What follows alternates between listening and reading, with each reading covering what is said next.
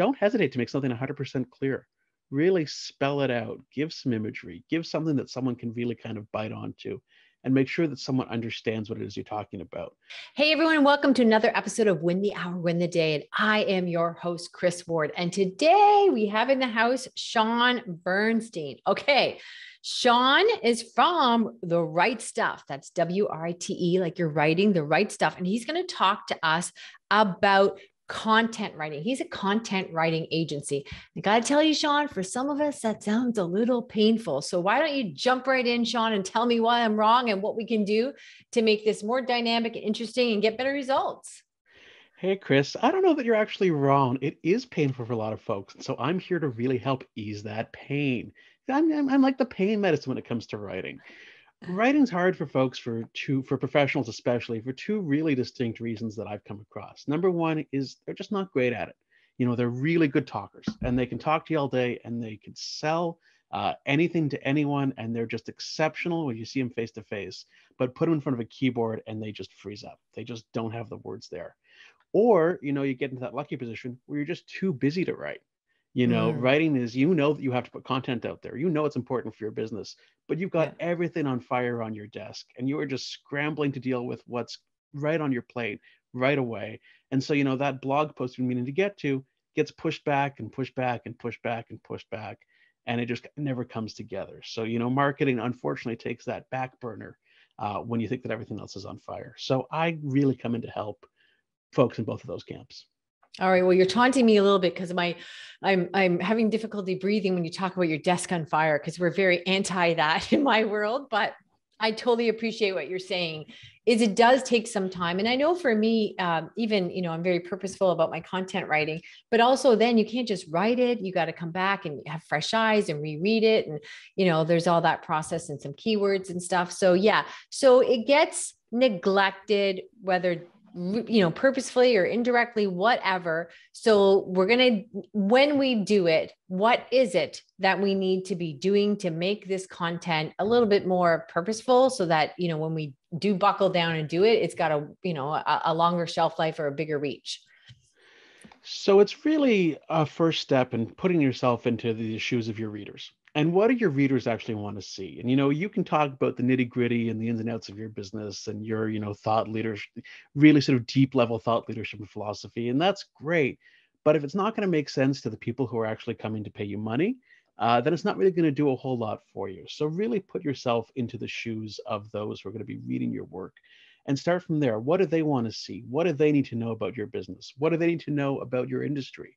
What is it that, it's new and hot or a new trend that they're probably, wondering about, they've heard about? What can you offer them as a little bit of information, a little bit of guidance? Start with those kinds of things and really take it a step back. And you're going to get some great content out of that to start with. Okay. So what you're saying, I've heard it before. It all sounds like it's making sense, but I think you're just today, and this is something we all do. And I say this very confidently to other people. But of course you always think you're excluded from this, but I would say 80% of websites are written for other individuals in your field. Like they're talking above, it could be something as simple as, I remember being younger and looking for insurance, and you land on the page for my car and it's like, why pick the best insurance broker? Well, I didn't even know what a broker was. I'm like, oh, what's a broker? Right. Okay. So that's not written to me. And just today I was doing a little post on LinkedIn. And in the past, I've always sort of written about, you don't have to work this hard and why systems and processes are so important. Let me talk to you about our super toolkit. And there's still room for all that, but a real direct conversation. So today I was writing a post and I had a picture of, one of my clients who was meeting for the first time, because we hire, train, and onboard, when we have clients working for us. And because in order to have systems and processes, you need somebody to implement them. So we help you build your team. So I had a picture of us up there during the interview and I wrote, hey, she's really excited. And this is how the interview went and blah, blah, blah. And I had never really done that before, because I'm all like the bigger picture and I'm all about like, writing the manual and I saw a real difference. I just put it up, but I saw a real difference in the tone of it. And I guess I try really hard in my videos not to do this, but I think in the writing, I'm still presenting instead of talking. That there's so much of that, and the insurance was a really good example. I personally come from the legal world. I was a lawyer before I was doing this. Don't hold it against me. But lawyers and those kind of professionals are some of the worst culprits, because if you sort of run in that sphere and you are hanging out with other people in your social life, you're running that sphere, it's really easy to forget that your clients don't, and Mm, they don't always know and understand what you're talking about. I used to have clients that came knocking on my door, and I was writing when I was, in practice in law, but you have clients who come knock on your door and they say, well, this has happened to me and I believe it's this. Same with probably people who go to doctors and they have been diagnosing online and they look things up and they think they know everything because they've seen a couple things online, and they don't really understand what something means. Happens a yeah. lot in law, happens with insurance brokers, happens with a lot of professionals. And you get into that presenting mode versus talking. So you can present on something and give some high level information on a certain issue, but are you really talking to that audience? Are you really Mm, making sure that they understand and that they're actually connecting with what you're trying to say? And it is a different level of discourse, and I think it gets a little lost amongst professionals that they're worried, oh, that's going to be too simple, or that's just too far of a step down. And it's really not. It really is not. I'll go on for 10 more seconds, because one of the things I talk to my clients about is being the shy kid in class. We've all okay. been the shy kid in class at one point, and it happens to us in our I didn't professional have lives that as one. well. I, I, I didn't have that problem, but go you, ahead. you weren't the shy kid, but a lot of us were. No. Even today, if you're in a professional seminar and someone's at the front of the room, they're talking about something that you don't understand, they might Mm. ask if there's any questions, but are you going to be the lone person raising your hand? Are I you going might to be be the the less lone confident person? one. I may not have been shy, but I've been less confident. So, okay. Fair. So you're talking about that. Yeah, go ahead.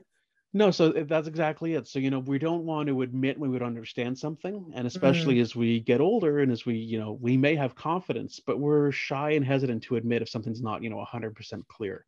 And so, as a content writer who's really writing for a broad audience, don't hesitate to make something 100% clear. Really spell it out, give some imagery, give something that someone can really kind of bite onto, and make sure that someone understands what it is you're talking about. So if they're looking for a broker, insurance broker, as you mentioned, well, why do they need a broker? What is a broker? What does a broker do? How can a broker help? mm. Set yourself apart by really offering that extra level of breaking things down, and your I clients will th- thank you for it. I think as you were talking, I just made a note to myself, like, probably we could just write posts or blogs or whatever on frequently asked questions, FAQs, like, because then we would bring ourselves down to like, yeah, that's a great question. I get that a fair bit, where we tend to talk above. So it is opening my mind just as we talk about big opportunities that I know I'm missing.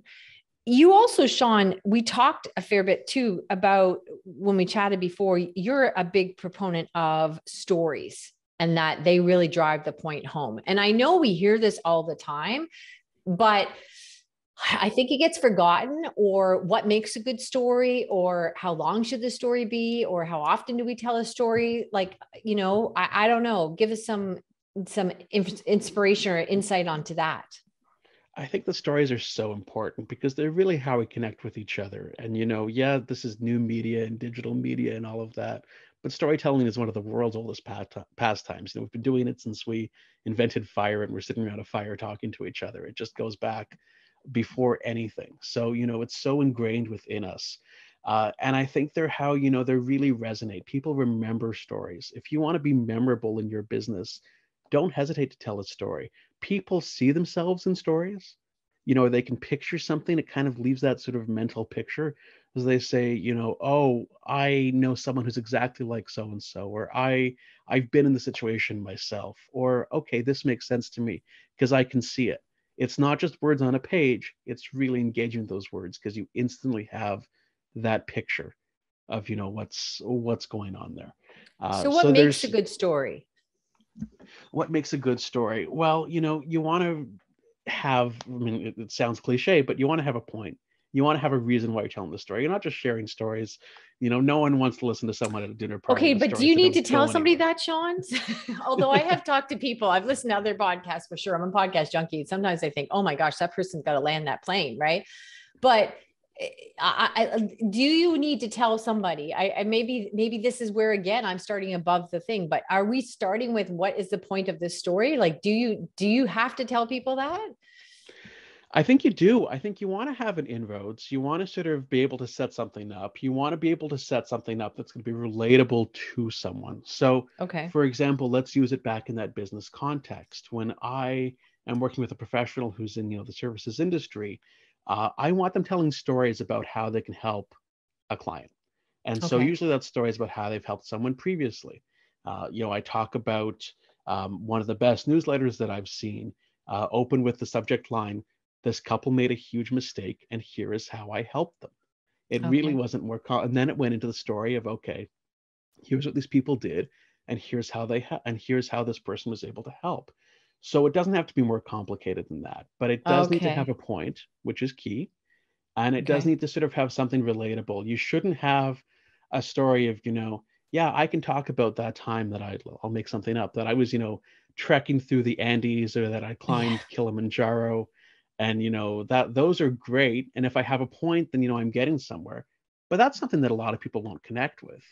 You have to know, if you're telling a story like that you're not going to, have that sense of familiarity.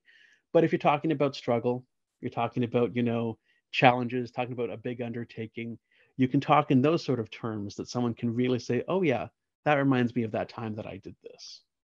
Does that Okay, make that's a sense a little good bit? point. Yeah, yeah, that makes a good point. And I think too, also something you're mentioning, and I believe firmly in this, but I don't think everybody understands this, is the stories don't need to be hugely deep or profound, or you don't need to be climbing that mountain. Like there are just fables and stories, and and we know, like anything we read, we always, I know I do. I like, oh yeah, I read something like, oh, that makes such sense, and then you realize you're not doing it right. But the most simplest, profound stories you read in other people's books or posts or whatever really have a big impact on you. So it doesn't have to be some big life. We all don't have to be a hero, or look, I'm in whatever, I've got this limitation and I climb 4 mountains and you can do this too. It doesn't have to be like that. Exactly, exactly. And there's a place for those stories, and that's great. And yeah, if someone climbed, every mountain in the world, maybe you want to go out and buy their book, because that's wonderful. Yeah. But in a business and a professional context, those stories only get you so far.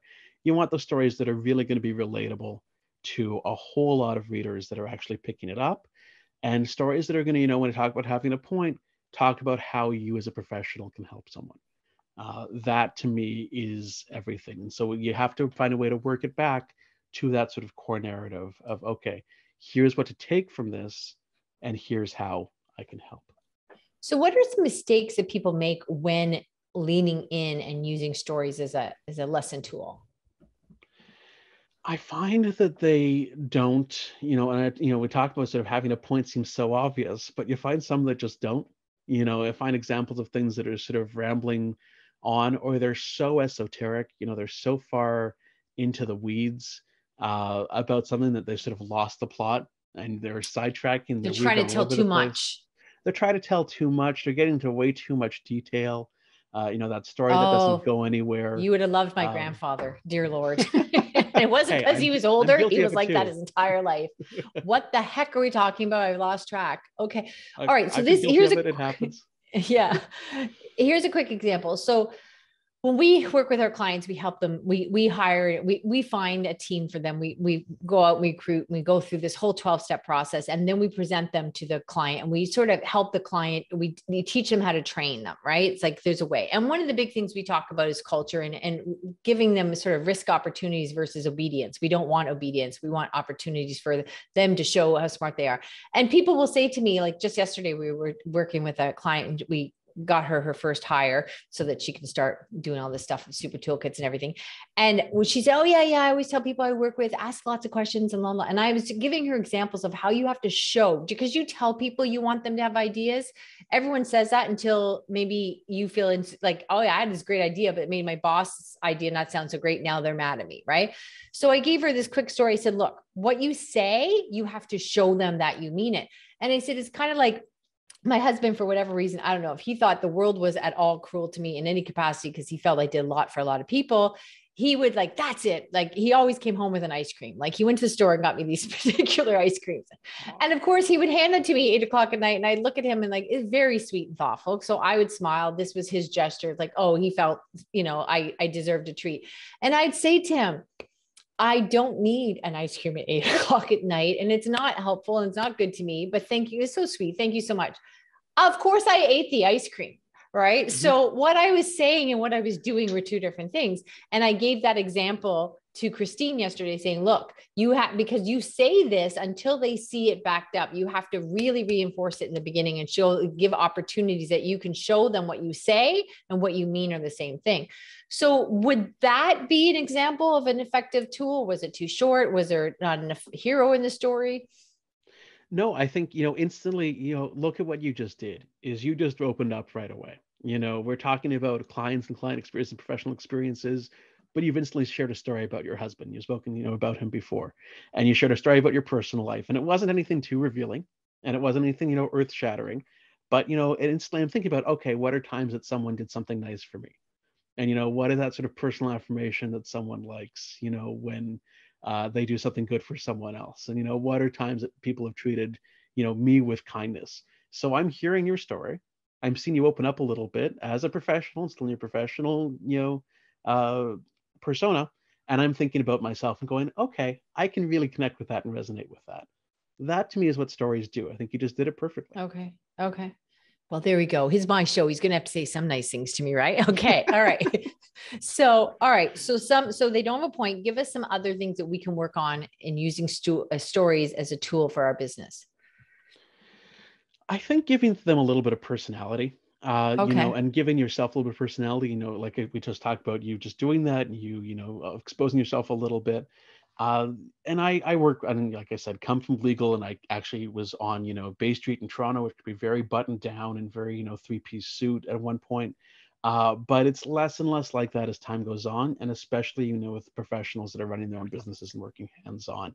I think that image of, that we all have to be pictured in a, top Mm, button done up and a tie all the time. We can let our hair down a little bit. I mean, it's 2022 and digital marketing is taking over.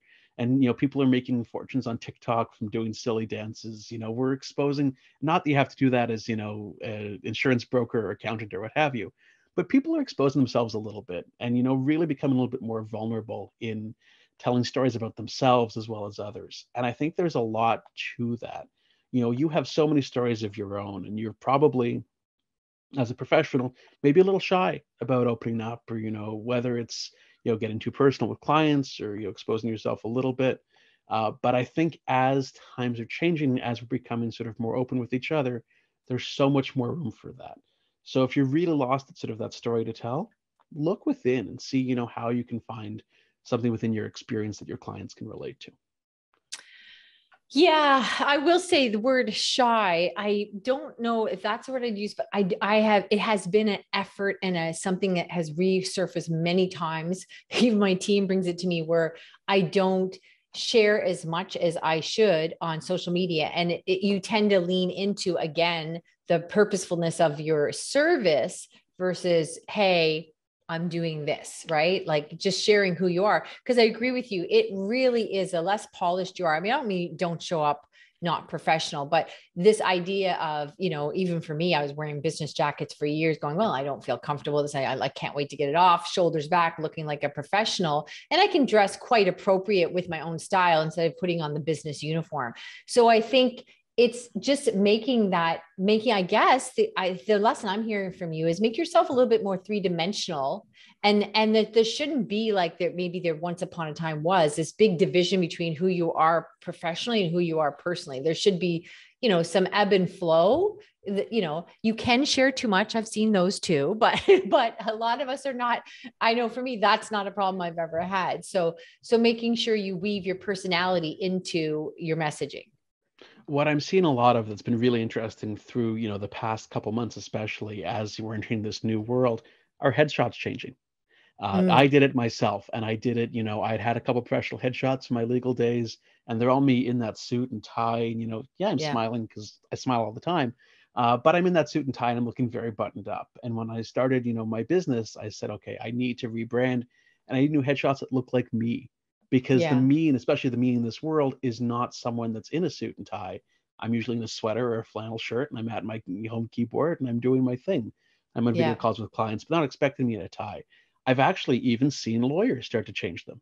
Yeah. Someone Yeah. posted that, after 5 years, they wanted a headshot that actually reflected themselves, and they're in, a sweater and a collar with their sleeves rolled up and their tattoos showing. And that's doesn't make them any Yes. less professional, Yeah. but that's That used to great. be And it like, was oh a my gosh, great you came post. from prison. Now it's Oh like, yeah, no, okay. no tattoos, no, Now you're different like you're hair. artistic if you've got tattoos. Yeah. Yeah. Yeah. So people are, especially, and it's not even just, you'd say, okay, it's a younger generation, but it's not even a generational thing. I think on the whole, we're really opening up. We're becoming a little bit more vulnerable, a little bit more open. And I think it makes us a better professional, no matter what we're doing. If we're serving the clients, we're better, we're more empathic, we understand people better. We're really able to connect. We're showing that, okay, we have a bit of a story that we're showing, whether it's through words or through, showing some tattoos or a bit of our hair. There's always a story there. And Yeah. we're able to connect with, the stories of others. We're sort of showing that we're receptive and open. And I think that really I, helps I when it comes to client I service. know when we chatted, we were talking about, as you said, please forgive me. I used to be, illegal. And I know for you, I'm like, how did you get from there to here? And you talked about like, even when you're going through a file, the stories in there, we changed everything for you that and took it from this dry legal thing to a story. And I think for me too, that was a powerful story you shared about stories. It no, and I always, saw my clients. You're looking right now, and the audience can't see, but I've got my bookshelf behind me that's mostly biographies. I've loved stories since I could first read. It's just a thing about me. And so when I was Mm. working with clients head on, they're coming to see me at one of their hardest points. I did employment law. I had a lot of people who had, Oh, come to see me either the day, ideally not, but the day they've been let go or the day after, and their whole world is crushed. They might have been at that job 20, 30 years, and suddenly, the rug's been pulled out from under them. And so, yeah, I could sit there and play with a mathematical formula and say, okay, you've worked here this long and you're this old and your case is probably worth X. But there's so much more to the math. There's a human there, and there's a story there. And there's a story of, what's going to happen to this person. How are they going to get through the next days? What are they going to do about, their family and their kids and their own health? And, what was the story of their time with the employer and what happened? How are they feeling? And what are they going to do next? And what opens up? And, they're hiring me really as an advocate to tell their story, number one. mm, So whether I'm writing a letter to their former employer, or whether I'm drafting, a claim for court, I'm really spelling out their story. That's, mm. part of what I'm doing. And I'm really, getting to know my client and really embrace their story. If, for lawyers, I talk to them quite a bit. If you ever read a legal case, yeah, you can look at sort of, okay, how it changes the law and what the judge said about this principle and that. But there's always a story there. There's always a story of parties who are in a dispute and they believed in what they were fighting for long enough that they got to a judge or a trial process, which is not easy to do anywhere you are, because there's a lot of steps in place to settle that Yeah. out. There's a real passion there, and there's a story there. Whether it's a great story, sometimes it's a sad story. Sometimes, it's not good news, but there's always something there. And the better that and that's not true, and far beyond just law. So the sooner that you recognize your client's stories and really are able to engage with them and realize that that they realize that they are more than just a bill or a set of numbers to you, that they're a person with a story, I think that makes you a better professional. I think too, I've always been a sucker for biographies, because what I find is really interesting, like things that I'm like, I have no interest in this person. And all of a sudden you hear these behind the scenes stuff that go, wow, I didn't know that. Or like, I think it's always fascinating. There's such a story behind the story. And I think what's changing in my mindset right now, as I speak to you, I realize back to where I said, I think I present instead of talk, realize how many stories I could be telling about my clients, and I present what we do and why we do it and how important I think it is, and how much I'm passionate about helping you. Your business should support your life instead of consuming it. But I could be doing one day a week, whatever. Here's a story about Sarah. Here's a story about Christine. Here where she came in. Like, oh my gosh, like how long I've not been doing that. So I think I tell stories to drive home a point when I'm working with clients, but I think I'm not pulling back the curtain and telling stories as part of just the fabric of my communication instead of presenting. Make it a habit. And I think, Chris, what you'll find Yeah. is you'll reach a broader audience, because you're going to have Yes. people that are receptive to what you're doing, and that's great. And it's working, and, you're running a great business, but Oh, you're going to reach a whole other subset of people. And be more that'll really connect with interesting. those stories. Oh, Yeah. I don't have time to talk to you anymore, Shaun. I got to go write some stories. I got to get on. I'm like, why did I not do this sooner? Because whatever. And I will tell people, if I was talking to you, I'd be like, oh yeah, it was really exciting. I had this client this week that this happened. And I tell those stories, but never in a blog or a post. What is because I think that thing from school where you sit down and go, okay, I have to write an essay, right? Even though I always talk about, hit that thing on Google, there's a little thing where you can just transcribe. So I talk and then I edit my writing because it comes out much more fluid and it's faster, and you talk faster than you type, no matter how fast you type, blah, blah, blah. But still, I still think you're thinking with a different part of your presentation brain when you're trying to communicate like that. Oh my gosh. Okay. Where did the time go, Shaun? Excellent. All right. I've had a lot of aha moments here. Shaun, where can people find more of your brilliance? So you can find me online my website is www.therightstuff, WRITE stuff.agency. It's the Right Stuff Agency. So I have not even the .com. It's the Right Stuff.agency. Oh, I'm on fancy. Instagram at the Right Stuff Agency. I'm on Facebook at the Right Stuff Agency. My wife has me on TikTok now. I'm not doing much dancing, thankfully, but I'm basically anywhere you can find me at the Right Stuff Agency. And I would love to connect and hear more about your story and see if I can help. Fabulous. Okay, that was spectacular. Thank you so much. Everyone else, we will see you in the next episode. Thanks.